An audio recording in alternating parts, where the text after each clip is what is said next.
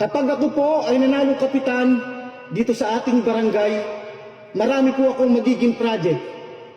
Ang kauna-unahan ko pong magiging project, ipapagawa ko po ang bahay ko.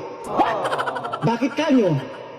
Para naman kapag binisita nyo ko sa aming tahanan, maganda at presentable.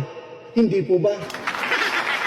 Ang pangalawa ko pong magiging project, bibili po ako ng magandang sasakyan. Bakit kanyo? Para kapag kailangan nyo ang tulong ko, madali ko kayong mapupuntahan. Hindi na po maglalakad ang inyong kapitan. Ang pangatlo ko pong magiging project, bibili po ako ng bagong cellphone. Yung latest po, iPhone 15 Pro Max. Bakit kanyo? Para kapag ako'y tinawagan nyo or kaya'y tinext, madali ko po kayong ma-replyan o masagot dahil latest po ang cellphone ng inyong kapitan. At ang pang-apat ko pong magiging project, ipapagawa ko po ang ngipin ko. Ipapabrace ko po or kaya ipapabiners. Bakit kanyo?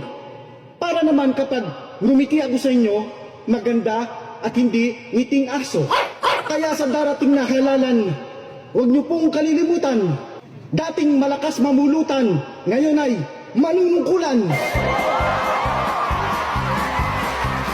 Nandito na ang ating